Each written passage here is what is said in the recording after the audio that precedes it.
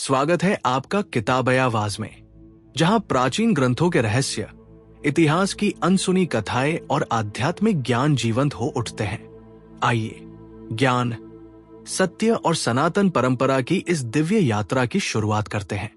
शिव पुराण अध्याय 2 भाग 1। ब्रह्मा और विष्णु का अहंकार अनंत ज्योतिर्लिंग का रहस्य। क्या आपने कभी सोचा है कि यदि स्वयं ब्रह्मा और विष्णु जैसे महान देवताओं के मन में भी अहंकार उत्पन्न हो जाए तो उसका परिणाम क्या होगा? क्या सचमुच ऐसा समय आया था जब सृष्टि के दो महान देवता स्वयं को सर्वश्रेष्ठ सिद्ध करने के लिए आमने सामने खड़े हो गए थे? और क्या उसी क्षण भगवान शिव ने एक ऐसे दिव्य और अनंत स्वरूप में प्रकट होकर पूरे ब्रह्मांड को यह बताया कि परम सत्य न तो देखा जा सकता है और न ही उसकी कोई सीमा है? आज हम शिव पुराण की सबसे प्रसिद्ध, रहस्यमयी और आध्यात्मिक कथाओं में से एक अनंत ज्योतिर्लिंग के प्राकट्य का रहस्य जानेंगे। ये केवल एक पौराणिक कथा नहीं है, बल्कि सत्य, विनम्रता, आत्मज्ञान और अनंत चेतना का ऐसा संदेश है जो आज भी उतना ही प्रासंगिक है जितना सृष्टि के प्रारंभ में था। पिछले अध्याय में हमने जाना था कि जब न समय था, न दिशा, न पृथ्वी थी और न ही आकाश, तब केवल एक ही अनंत सत्ता विद्यमान थी, महादेव शिव। उसी अनंत चेतना से सृष्टि की रचना का क्रम प्रारंभ हुआ। समय के साथ सृष्टि का विस्तार हुआ। भगवान ब्रह्मा सृष्टि की रचना में लगे, भगवान विष्णु उसके पालन में, और समस्त देवगण अपने अपने दायित्व निभाने लगे। चारों ओर व्यवस्था और संतुलन स्थापित हो चुका था। लेकिन इसी व्यवस्था के बीच एक ऐसी घटना घटी जिसने न केवल देवताओं को बल्कि पूरे ब्रह्मांड को आश्चर्य में डाल दिया।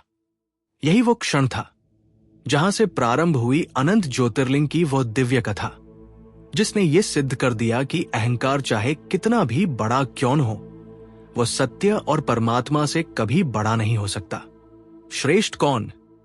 एक समय भगवान ब्रह्मा के मन में विचार आया, यदि मैं सृष्टि का रचयिता हूं तो मुझसे बड़ा कौन हो सकता है? समस्त जीव, देवता, लोक और प्राणी मेरी रचना है, इसलिए सबसे श्रेष्ठ मैं हूं। उधर भगवान विष्णु ने भी सोचा, यदि मैं इस सृष्टि का पालन न करूं तो रचना टिक ही नहीं सकती, इसलिए वास्तविक महत्व मेरा है। धीरे धीरे ये विचार चर्चा में बदल गया और चर्चा वाद विवाद में। देवताओं ने दोनों को समझाने का प्रयास किया, लेकिन अहंकार जब मन में प्रवेश कर जाता है तब बुद्धि भी उसका साथ देने लगती है। ब्रह्मा बोले, मैं सृष्टि का पिता हूं, मेरे बिना कुछ भी अस्तित्व में नहीं आ सकता। विष्णु शांत स्वर में बोले, रचना करना महान है, लेकिन उसकी रक्षा करना भी उतना ही आवश्यक है। यदि पालन न हो तो सृष्टि क्षण भर भी नहीं टिक सकती। दोनों के तर्क सही प्रतीत होते थे, लेकिन एक बात दोनों भूल चुके थे, जिस शक्ति ने उन्हें उत्पन्न किया वो उनसे भी परे थी। देवताओं की चिंता। जब यह विवाद बढ़ने लगा तो देवलोक में चिंता फैल गई। इंद्र, वरुण, अग्नि, वायु और अन्य देवता एकत्र हुए। उन्होंने कहा, यदि स्वयं ब्रह्मा और विष्णु के बीच संघर्ष हो गया तो पूरे ब्रह्मांड का संतुलन बिगड़ जाएगा। ऋषि मुनि भी चिंतित हो उठे। यज्ञ रुकने लगे, ध्यान भंग होने लगा। प्रकृति मानो किसी बड़े परिवर्तन की प्रतीक्षा कर रही थी। इसी समय पूरे ब्रह्मांड में एक अद्भुत कंपन उत्पन्न हुआ। ऐसा लगा जैसे समय स्वयं ठहर गया हो। आकाश में एक दिव्य प्रकाश फैलने लगा। यह कोई साधारण प्रकाश नहीं था। यह सूर्य से भी अधिक तेजस्वी, अग्नि से भी अधिक प्रचंड और करोड़ों बिजली की चमक से भी अधिक दिव्य था। ब्रह्मा और विष्णु दोनों उस ओर देखने लगे। उनके सामने एक अनंत अग्नि स्तंभ प्रकट हो चुका था। अनंत ज्योति का प्राकट्य। वह स्तंभ इतना विशाल था कि उसका ऊपरी भाग दिखाई नहीं देता था। नीचे देखने पर भी उसका अंत नहीं था। न आरंभ, न अंत, सिर्फ अनंत प्रकाश। उससे निकलने वाली दिव्य ऊर्जा पूरे ब्रह्मांड में फैल रही थी। देवताओं ने ऐसा दृश्य पहले कभी नहीं देखा था। चारों ओर केवल तेज ही तेज था। ब्रह्मा ने आश्चर्य से कहा, यह कौन सी शक्ति है? विष्णु बोल, मैंने भी ऐसा स्वरूप कभी नहीं देखा। दोनों समझ गए कि यह किसी साधारण देवता का तेज नहीं हो सकता। लेकिन प्रश्न अभी भी वही था, यह अनंत प्रकाश किसका है? और इसी प्रश्न का उत्तर खोजने के लिए दोनों ने एक निर्णय लिया। भाग 2, अनंत ज्योति की खोज और ब्रह्मा विष्णु की परीक्षा। अनंत का रहस्य जानने का संकल्प। ब्रह्मा और भगवान विष्णु उस दिव्य अग्निस्तंभ के सामने खड़े थे। जितनी देर वे उसे देखते, उतना ही उनका आश्चर्य बढ़ता जाता। वो न अग्नि थी, न प्रकाश, न किसी देवता का साधारण तेज। वो मानो स्वयं अनंत का स्वरूप था।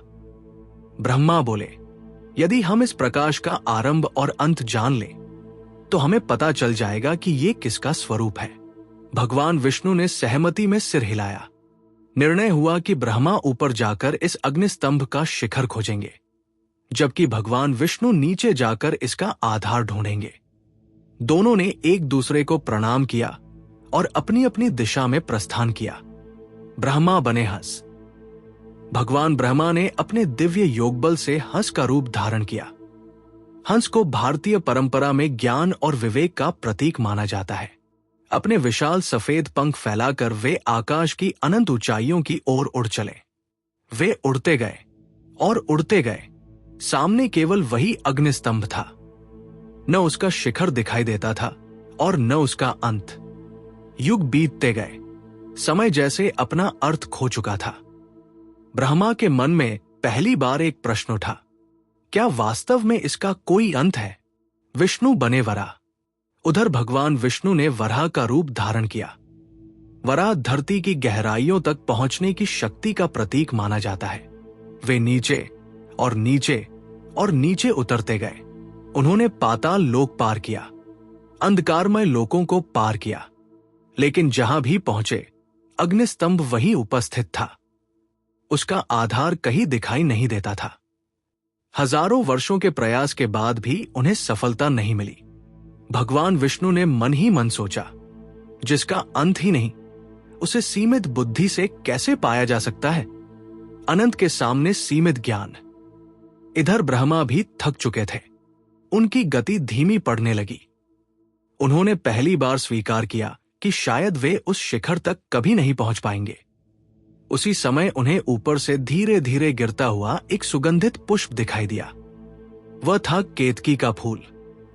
ब्रह्मा ने उसे रोककर पूछा, हे पुष्प, तुम कहां से आ रहे हो?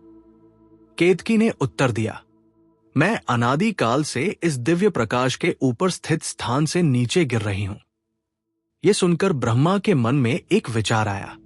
उन्होंने कहा, यदि तुम मेरे साथ चलकर यह कह दो कि मैं इस प्रकाश के शिखर तक पहुंच गया था, तो मेरा सम्मान बना रहेगा। केतकी कुछ क्षण मौन रही।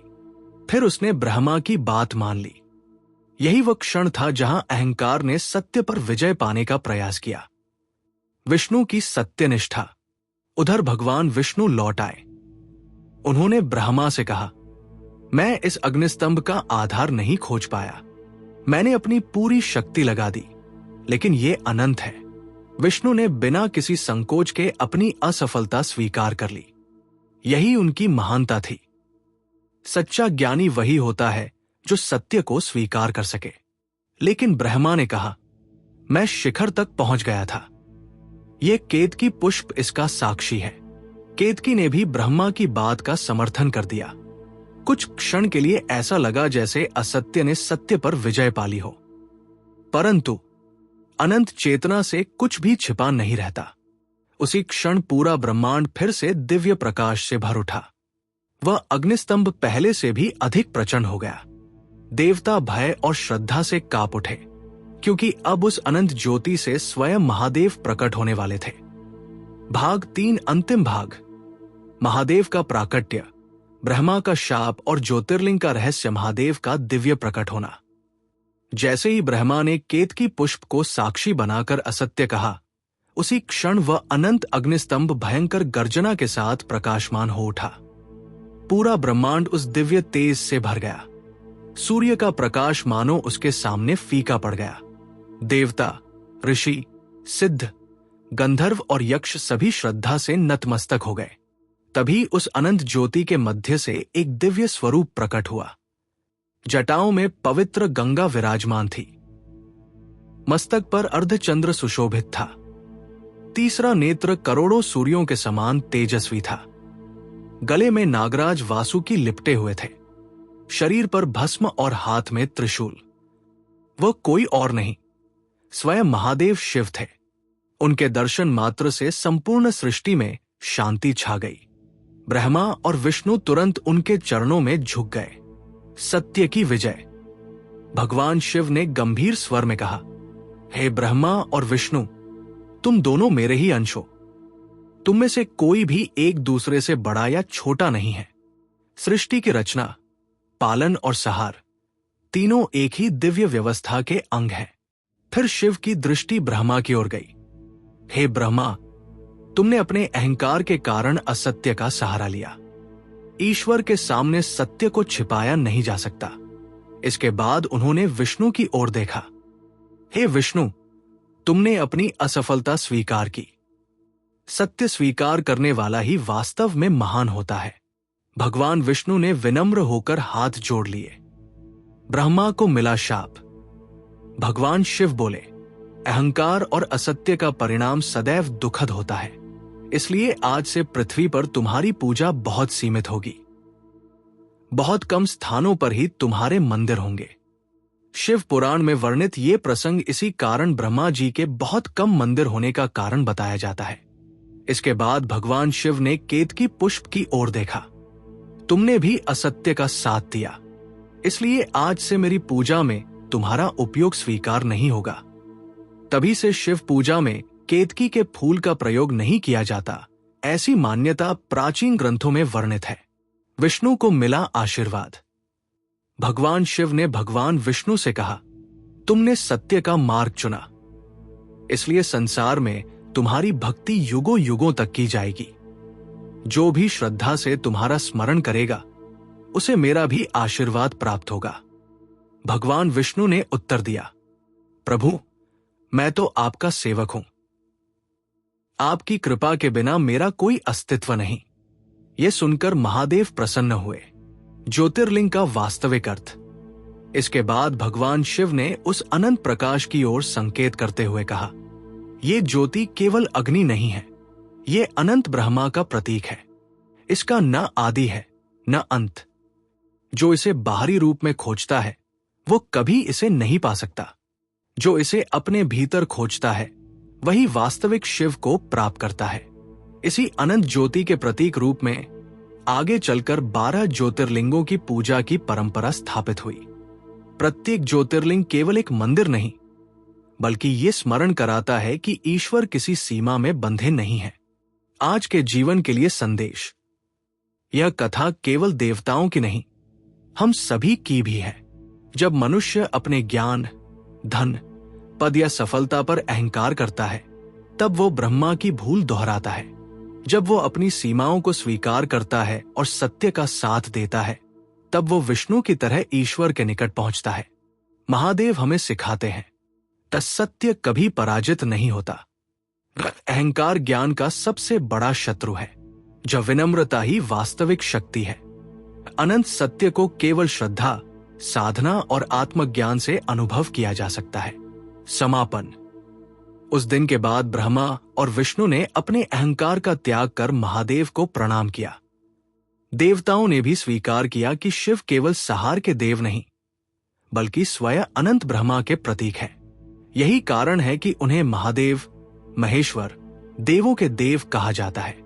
लेकिन शिव पुराण की कथा यही समाप्त नहीं होती। अगले अध्याय में एक नई दिव्य कथा प्रारंभ होगी। दक्ष प्रजापति की पुत्री माता सती का जन्म, उनकी शिव के प्रति अटूट भक्ति और वह दिव्य प्रेम जिसने पूरे ब्रह्मांड का इतिहास बदल दिया। यदि आपको ये अध्याय पसंद आया तो इसे अधिक से अधिक लोगों तक पहुंचाइए, क्योंकि शिव की कथा केवल सुनने के लिए नहीं, बल्कि जीवन में उतारने के लिए है। हर हर महादेव। यदि आपको ये ज्ञानवर्धक यात्रा पसंद आई हो तो वीडियो को लाइक करें, अपने विचार कमेंट में साझा करें और किताब आवाज को सब्सक्राइब करना न भूलें। अगली वीडियो में हम प्राचीन ग्रंथों के एक और अद्भुत रहस्य से पर्दा उठाएंगे। तब तक के लिए हर हर महादेव। ओम नमः शिवाय।